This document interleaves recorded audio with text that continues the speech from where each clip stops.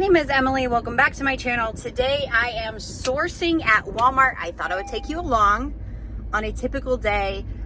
This is not super typical because I look fresh. Usually I'm in pajamas, prepping products, screaming at kids, making food, all the things. I'm getting out of the house. It is rainy, which is the worst when you're sourcing and you plan to buy a lot, but let's see what we find today. And I'm going to show you like what it would go for ideally on Walmart and Amazon, what the game plan is, walk you through the steps. If you are thinking about reselling, jumping into the hustle in 2025, this is the video for you. Let's go. I live in Iowa, and when I tell you humidity is like 75% today, at least it's raining. First stop is always clearance. Always.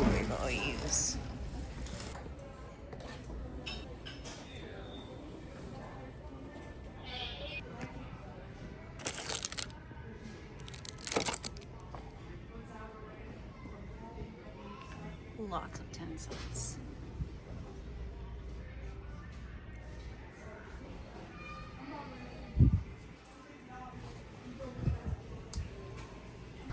Okay, I always stop by Clothes, and I noticed yesterday there was a bunch of clearance. So I'm gonna do a loop to kind of get an idea. Some $2 shirts, $3 shirts. If you are new to Walmart, you cannot sell Walmart brands back on Walmart. So that is not even anything I'm gonna look at. These are really cute. Still $9. It is worth scanning to see if they come up cheaper though.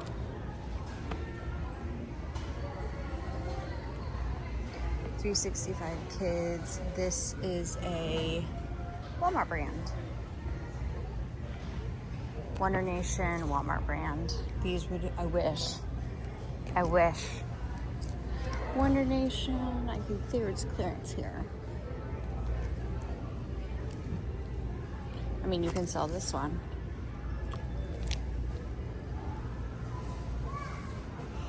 If you are in the Crazy Flippin' Mom community or you're thinking about it, I share everything I purchased there. Why? Give some more insights. Ooh, this is a really good deal.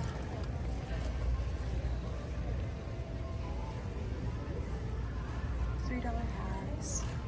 Okay, it's worth scanning clearance tags because most of these are like between $3 to $7. But I'm really surprised though that these peeps are not like 50 cents at this point.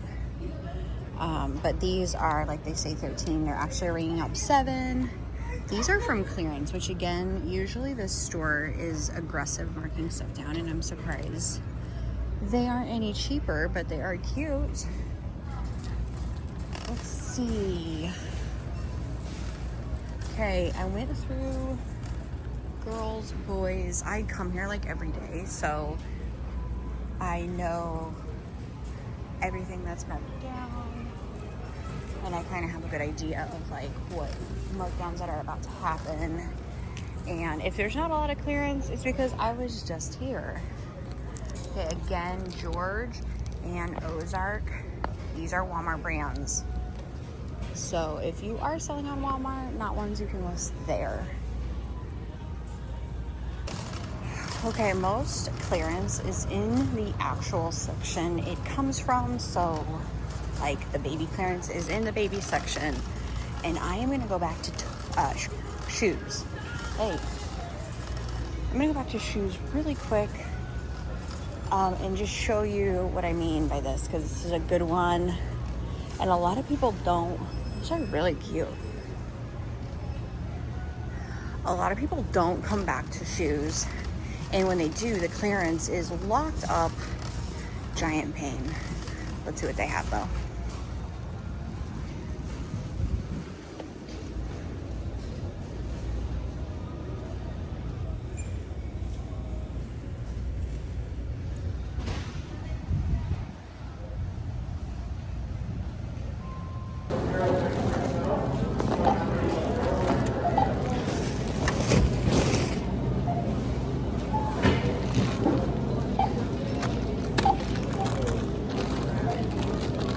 am back home. I processed 165 units today, got it out the door, and I wanted to talk to you about selling on Amazon in 2025 because I see a lot of conversation happening online. I keep coming back to this topic here, and I have moved a lot of my business to Walmart, so it really does make you think, like, is Amazon done?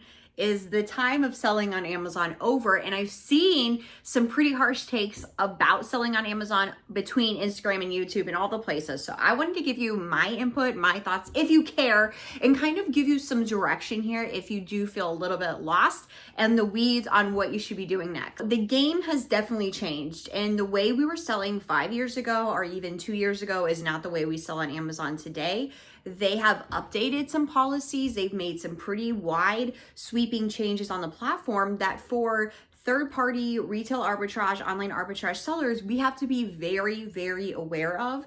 And I think it can be, for new sellers, really difficult, some of the changes, like getting ungated. We see ungating policies on Amazon have changed dramatically in the past year, where you used to just need 10 units to get ungated in something. Don't we miss those days? 10 units, that's all. And you could start selling Colgate, anything really, okay? So Starbucks to Nike. Now, those requirements have changed. Sometimes you see that you need 100 units. Sometimes you see you need 300 units. So it really does seem like the sales velocity of the listing to determine how many units you need to get ungated. So with that theory, you could also look at listings that are older, that are not moving much, and you can see lower ungate requirements. So there's still listings out there that you just need 10 units to get ungated, but they're not on the most popular items or maybe the popular brands. So does that mean you should steer clear in general? My take is no. I think there is more opportunity on Amazon because they came down with some like harsh new rules, and a lot of sellers who were already on the fence jumped to Walmart and were like, I don't need to deal with this. I have had my Amazon account a long time. It is still healthy. It is still moving, and I don't want to stop now, but I have definitely changed the way I'm selling on the platform to fit my lifestyle, especially when they rolled out with placement fees. Moment of silence. I just couldn't do the same thing I was always doing, right? I needed to make some changes, and I have.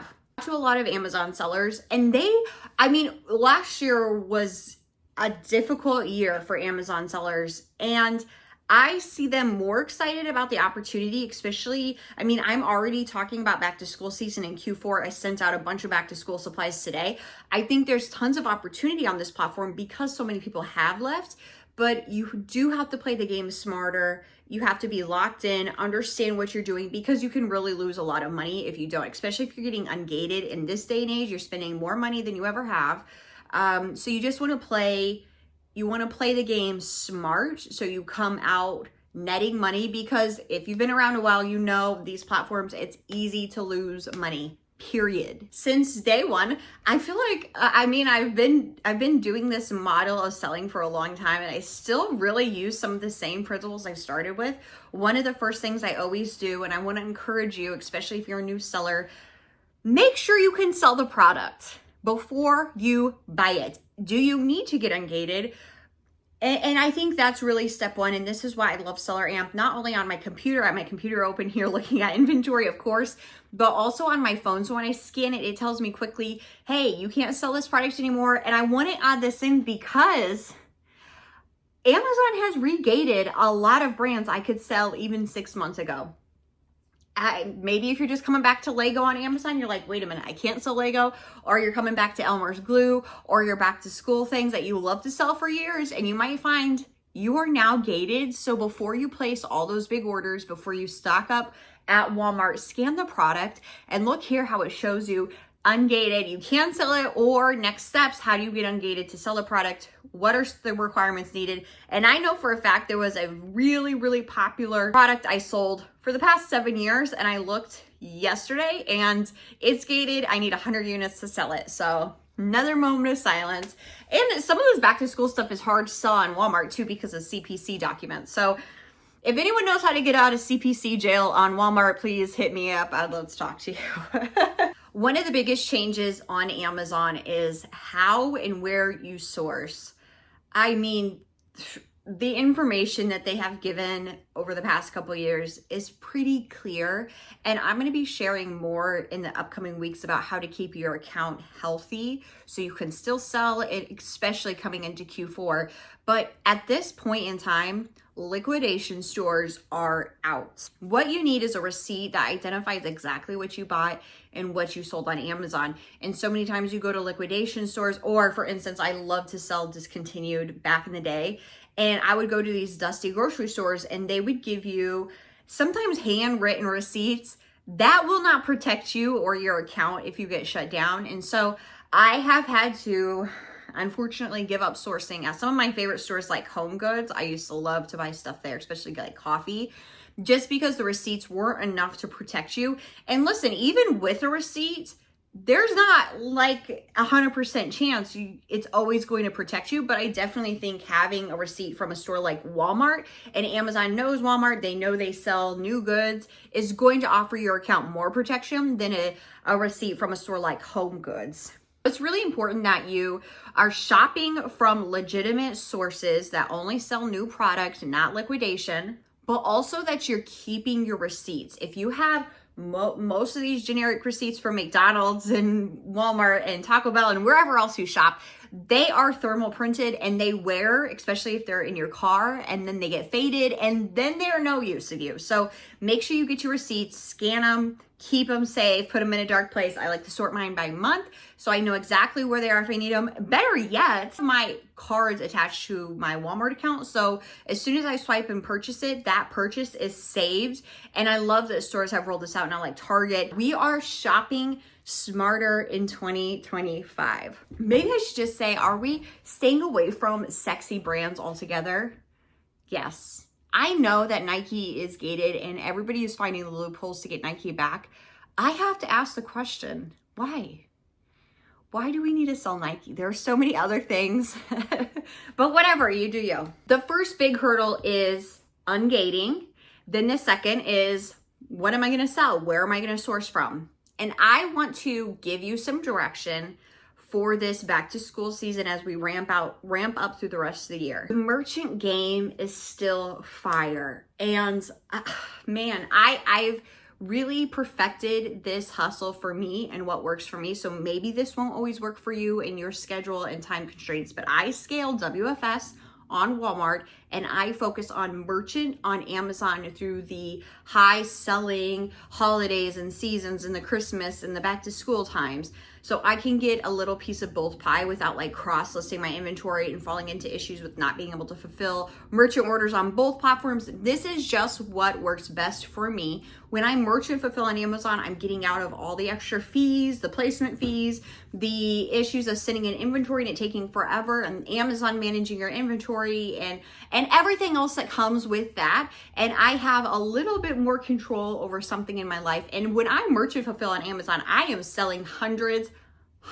of units at a time. So it kind of gives me the ability to have some control over my inventory. Like if I need to pull the listing, if there's an IP claim, if a 2-pack is working better than this 1-pack, or this scent is working better, or now we're switching to the 4-pack. Like as a new seller especially, I feel like that ability to pivot between listings, like in a moment's notice, can be so helpful and save you thousands of dollars. Whereas if you are sitting in all your inventory FBA and then the listing is shut down, there's something that happens, you're just kind of out of luck unless you're going to recall all your inventory and roll the dice again. Here are some of the things I look at when I'm selecting good merchant inventory to test out and scale on Amazon. We are in the peak meltable season. It is hot outside. So when you're scanning your product, make sure it's not meltable. If you do want to send it in, even if you're going to merchant fulfill, because Amazon rolled out a new merchant policy on meltables. Like if you have so many customers complain, they're going to have the SKU deactivated from your catalog. So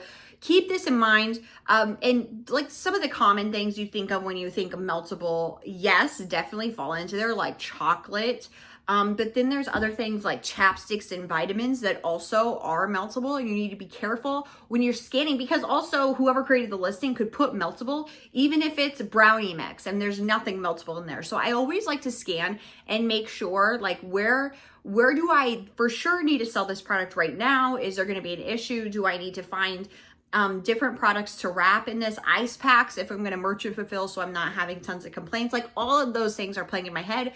So when I scan my products standing in a store with SellerAmp, I can see that immediately it's categorized as meltable, and that definitely pushes me in one direction over the other. Something else I think is really great feature that is not looked at a lot on SellerAmp is you can toggle between FBA and merchant. A lot of people are just sending in inventory FBA, so this is not necessary, but I really like this because fees do change.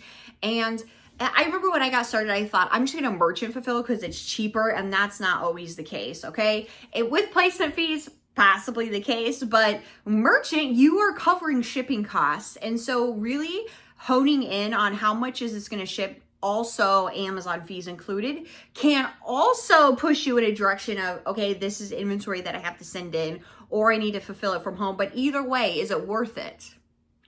That's always a good question to ask. Is it worth my time and effort and the holdup of my cash flow right now in this product? So before you go any farther, the chain of events, scan it with SellerAmp. Can you sell it? Yes or no? Are you ungated? Is it meltable? And then what are the breakdown of fees on this listing? That's when I decide, just because it's profitable does not mean I should be selling it. This is where I make that decision. There's other factors in there, like how easy it is to prep, send in, ship, returns. Like, is there an issue that some of this stuff is going to get damaged? For instance, I was selling these like little cakes through Christmas time. A bunch of them got damaged, and looking back, I think that was not worth taking the time and prepping it specifically a certain way, and it was an odd shape, and then a bunch of it got damaged anyways. Like, playing in all those factors to determine, is this something to take a risk on? Is this product worth my time? SellerAmp does give you such a great overview of like all of the big pieces of information you need when you source. And one of the things that's towards the bottom of the screen when you're using the app, it shows you the competition. And I always see who is on the listing. Better yet, I like to see who's ever been on the listing. Is the brand selling this product and maybe they're just out of stock this moment I'm looking at the listing? Crazier things have happened. So I want to see who's the competition, how much inventory they have. Because if I'm competing against somebody with wholesale inventory, thousands of units, it's very difficult to win the buy box. So again, that plays into like my whole journey to selecting the right product. Is definitely not just, oh, I found something that's profitable, let's go. It's like all of these questions that come to a conclusion of a yes or no, this is going to be a good product. And even at the end of the day, I want to say, even though I take all this time and effort and make sure it's right, sometimes it's wrong. Sometimes it still gets there and it's stranded inventory and I didn't check the expiration date and it's too close to expiration. Like, all these extra things play in. So I at least want to do my due diligence before I buy the product to make sure I did everything I can, at least on my end, to make sure I'm investing my money correctly. But before you buy, look at your competition. Is the brand selling? Is Amazon selling? How often do these bigger sellers share the buy box? How much inventory do they have? Is it an opportunity to sneak in and make some merchant sales, but it's not a great opportunity to maybe send off FBA shipment? So ask yourself all these questions. Write it down if you need to. In the Crazy Flippin' Mom community, I have all of these workflows and charts, so you know here's what you're supposed to do before you purchase. But if you don't have that on your end, these fail safes to make sure you're investing your money in the right places, please stop everything. Stop purchasing until you create a process. The process will save you so much heartache on the back end.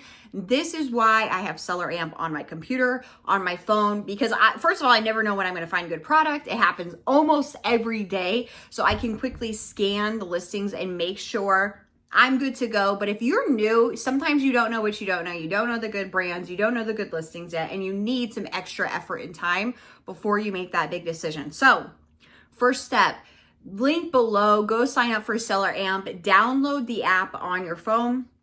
I have the extension on my Amazon screen and I am making sure I am checking all the boxes before I make that big purchase.